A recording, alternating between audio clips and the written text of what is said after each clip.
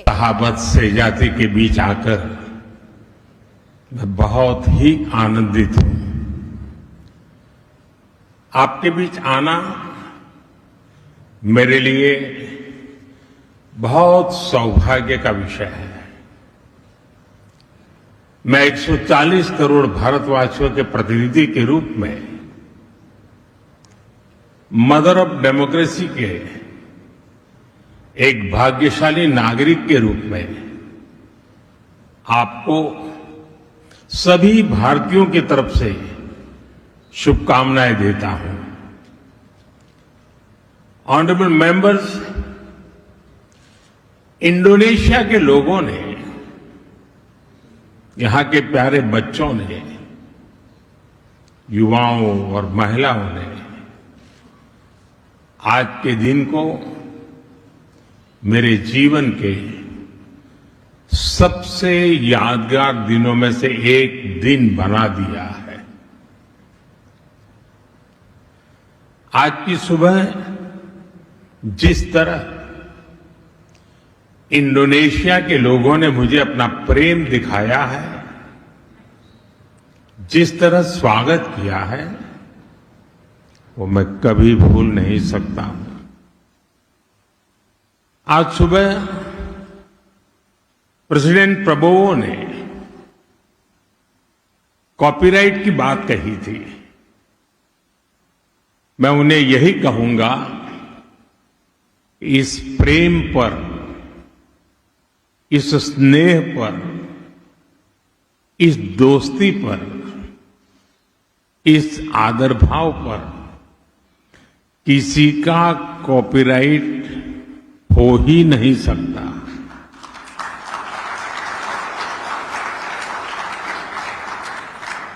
President Prabowo से मेरी मित्रता कॉपीराइट की सारी सीमाओं से परे है। साथियों, आज सुबह मुझे इंडोनेशिया का सर्वोच्च सम्मान पाने का भी सौभाग्य मिला। मैं कोटि कोटि भारतीयों के प्रति इंडोनेशिया के लोगों के स्नेह को हृदय से, नम्रता से स्वीकार करता हूं। यह सम्मान हम दोनों देशों की डेमोक्रेटिक वैल्यूज का है, साझी विरासत का है और दोनों देशों के मजबूत होते रिश्तों का है। मैं आप सभी साथियों का, प्रेसिडेंट प्रबोवो जी का, इंडोनेशिया की सरकार और यहां की जनता का हृदय से आभार व्यक्त करता हूं। ऑनरेबल मेंबर्स, आज भारत और इंडोनेशिया इतिहास के एक अहम पड़ाव पर एक साथ खड़े हैं।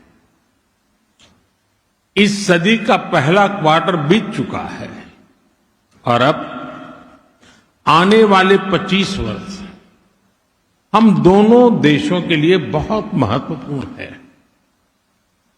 आज इंडोनेशिया की इस महान धरती पर मैं आपके समक्ष दोनों देशों के साझा विकास का विश्वास लेकर के आया हूं। मैं ये संकल्प लेकर आया हूं कि भारत और इंडोनेशिया मिलकर पूरी मानवता को एक नई ऊर्जा से भर दे सकते हैं। जब भारत के 140 करोड़ नागरिक, इंडोनेशिया के 29 करोड़ नागरिक साझा प्रयासों से मिलकर आगे बढ़ेंगे तो दुनिया एक नया इतिहास रचते हुए देखेगी।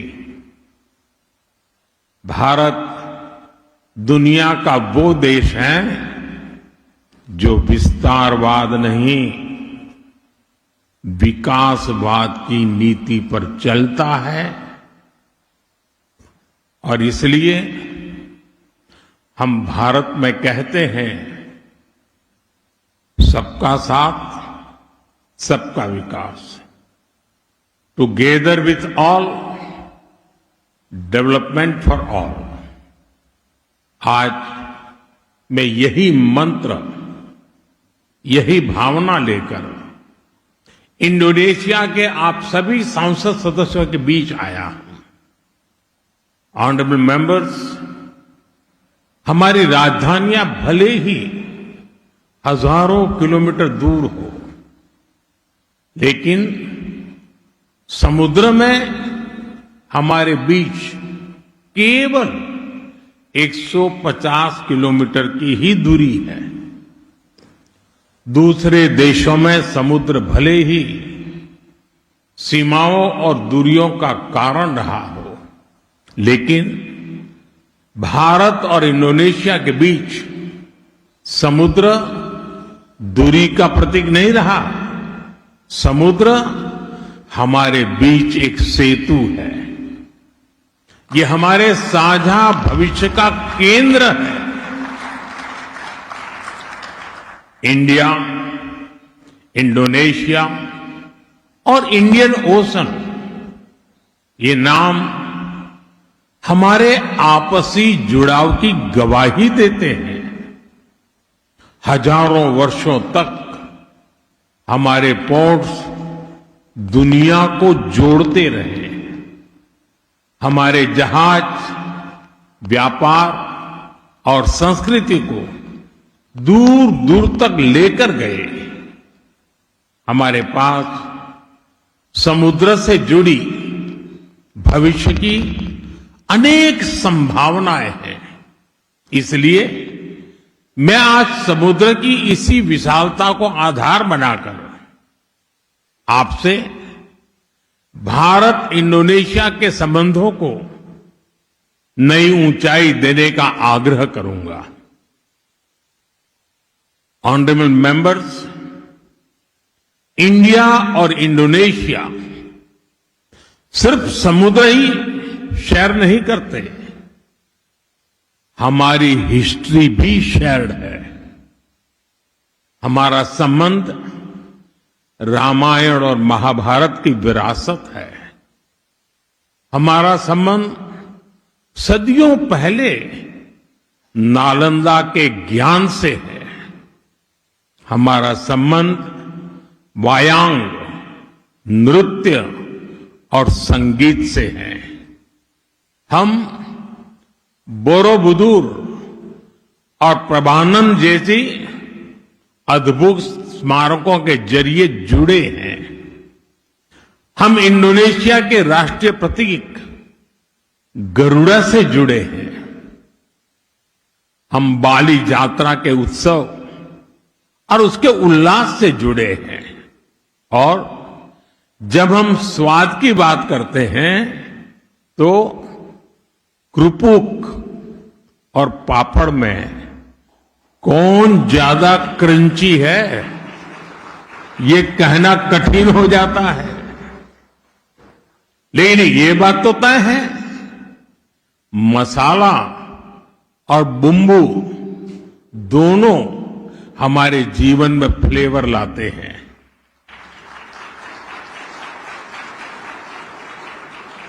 साथियों, भारत के पश्चिमी छोर पर स्थित गुजरात, ये मेरा गृह राज्य है। कहा जाता है कि सदियों पहले गुजरात से कुछ व्यापारी और सूफी संत समुद्र के रास्ते ही इंडोनेशिया आए थे। वे अपने साथ इस्लाम के विचार और इस्लाम के जीवन मूल्य भी लेकर यहां आए। आज भी गुजरात के पटोला वस्त्र यहां सम्मान और प्रतिष्ठा के प्रतीक है। आज भी इंडोनेशिया की बाटिक कला में उनकी छाप दिखाई देती है।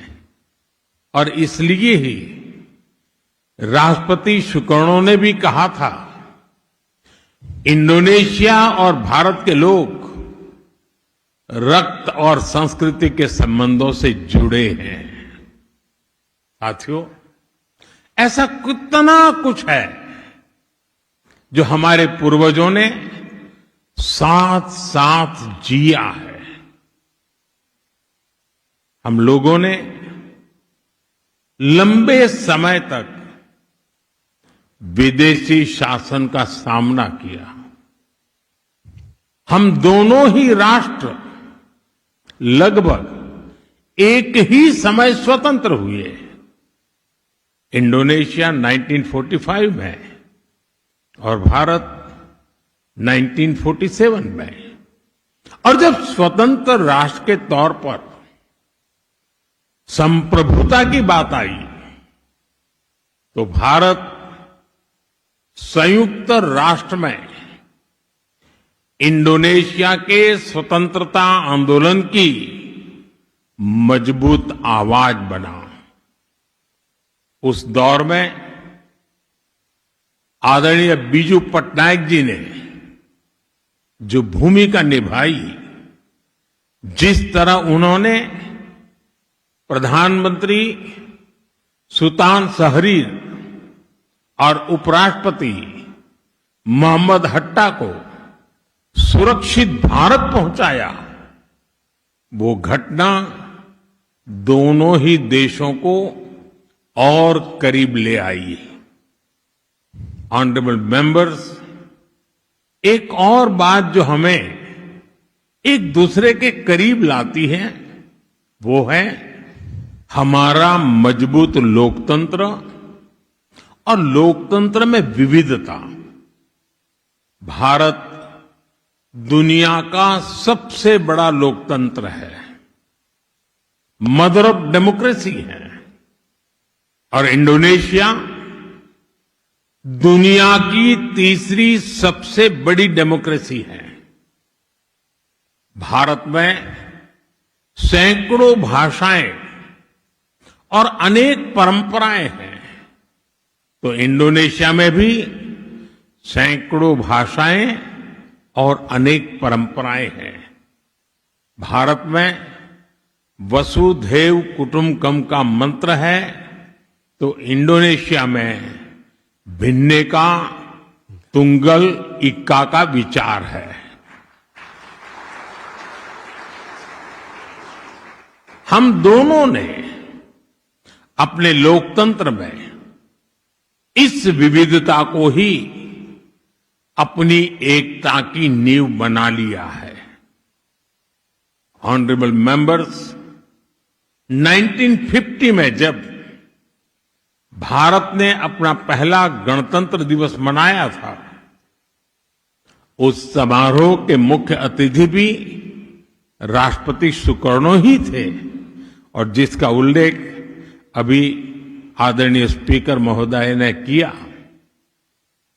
और उस दौर में बांडुंग सम्मेलन में राष्ट्रपति सुकर्णो और प्रधानमंत्री नेहरू ने दुनिया को यह स्पष्ट संदेश दिया कि स्वतंत्र देशों को अपने निर्णय स्वयं लेने का अधिकार है।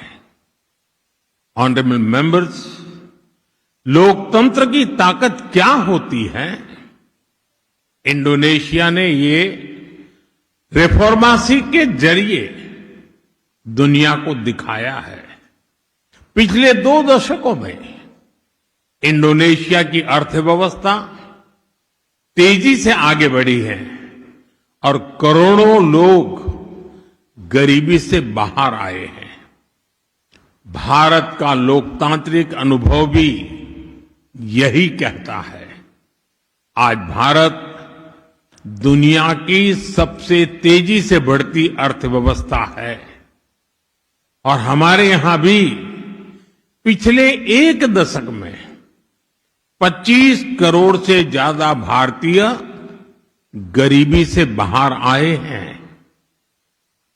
और इसलिए मित्रों, जब भारत और इंडोनेशिया साथ खड़े होते हैं तो दुनिया का ये विश्वास मजबूत होता है कि लोकतंत्र अवसर देता है, लोकतंत्र विश्वास देता है और लोकतंत्र भविष्य बनाता है।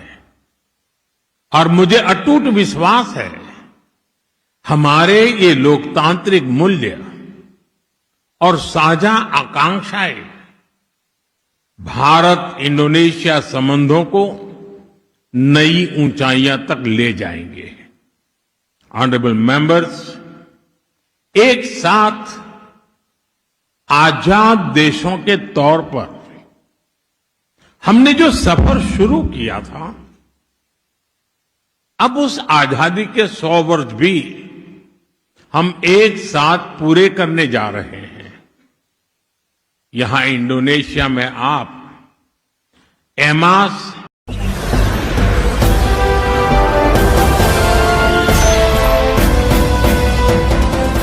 आप देख रहे हैं लाइव न्यूज 99 राष्ट्र सबसे पहले।